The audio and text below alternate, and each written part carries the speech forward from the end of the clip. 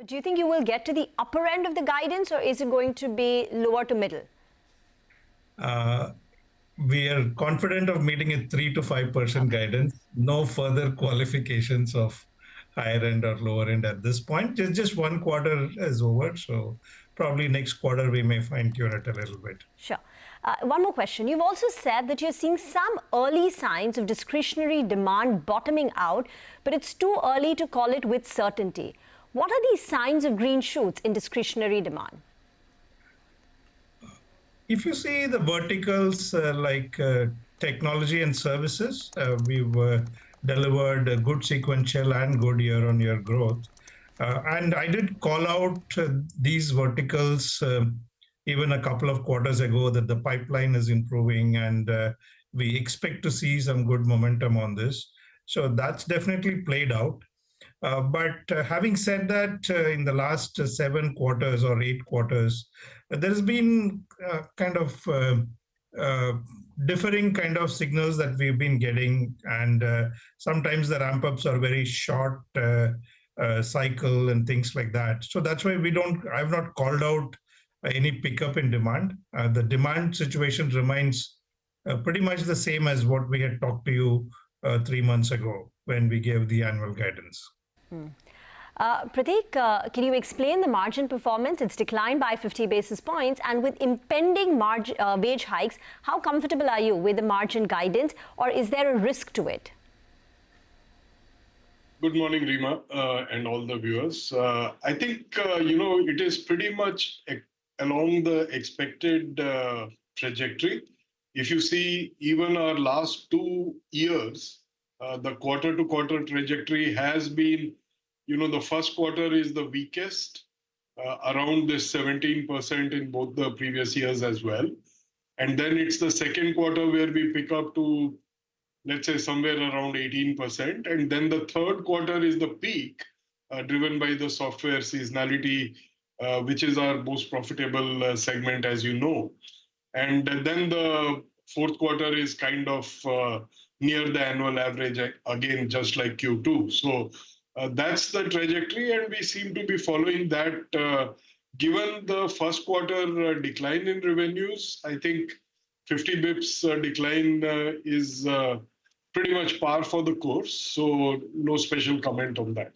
But there is an impending wage hike which will further put pressure on your margins. So are you still comfortable with the margin guidance, or is there even a little bit of a risk as the year progresses?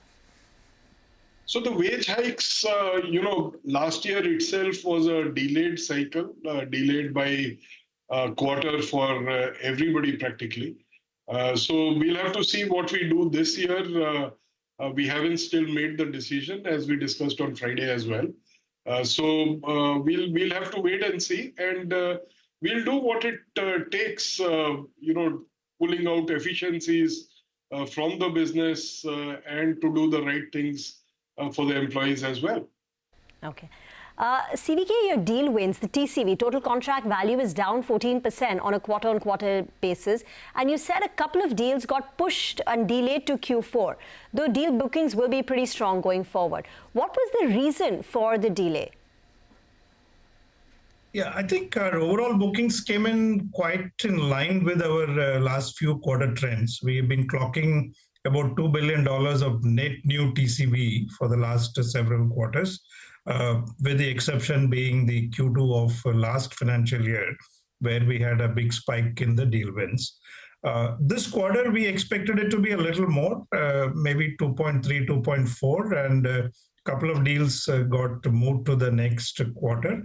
It is really nothing to do with anything to do with the macro or anything like that.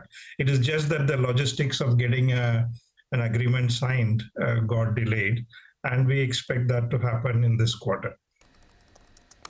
And how is the pipeline compared to what it was 3 months ago? Yeah. Pipeline remains pretty much at the same levels as what we had in the beginning of April. However, the pipeline also needs to be further qualified into the advanced stages in which deals are and things like that. So we feel a little more comfortable about improved bookings in the upcoming quarters. that's really what our takeaway from the pipeline analysis is. Do you think this year, though, the deal wins in FY25 can be better than what we had in FY24?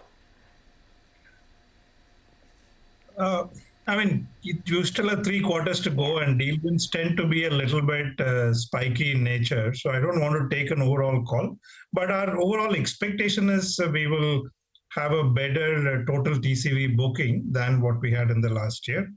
At this point, it's just an expectation, but we have to see how it plays out. So FY25 deal wins should be better than FY24. Prateek, you've also indicated the intent to hire fewer freshers this year. Can you tell us the reason why? Because hiring generally also has been subdued over the last few quarters. Yeah, so I mean, we've called out a number of about 10,000. Last year, the fresher hiring was 12,000. So it's kind of in the same ballpark range, if you like. It's still early days, and let's say if things do become better, we could probably go over 12,000 as well. So we moderate it or monitor it across the quarters. Especially the off-campus is something that gives us flexibility to adjust those numbers in line with the growth and in line with the attrition as well. And how is the attrition in the system? For you, the attrition picked up quarter on quarter?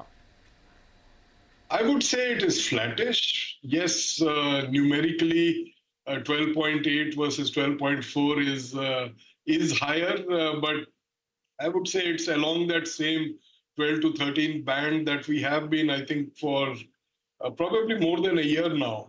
CVK, coming to generative AI, because you've called out certain productivity benefits, I think 50% in BPO and testing, 10 to 30% in ADN, and up to 10% in operations. How is this going to play out? Will you have to pass on these benefits to your clients, or do you think it'll start reflecting in margins, or are you going to bid more competitively? Yeah, I think there are multiple variables that play into the whole productivity paradigm.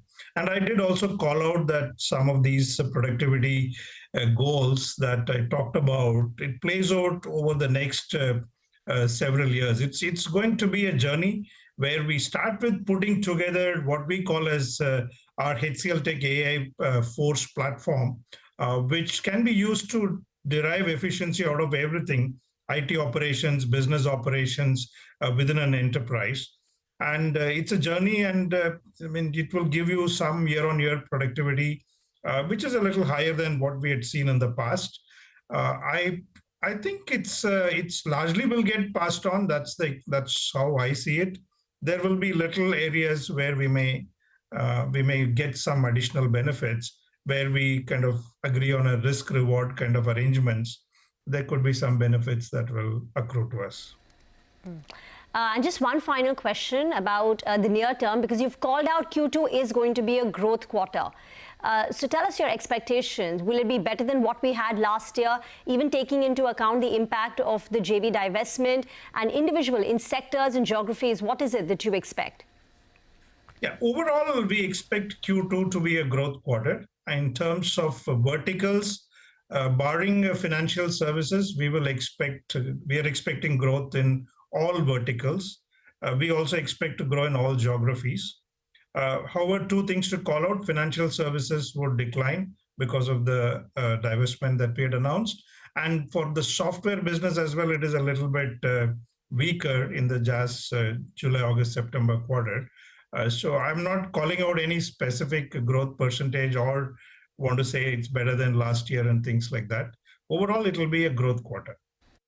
Okay, well, that's the word coming in from HCLTech. Let's step into a quick break. On the other side, we'll put focus on the big event next week, the union budget. Sameer Kanabar of EY and Himanshu Parekh of KPMG India will be with us to discuss their tax expectations from the budget.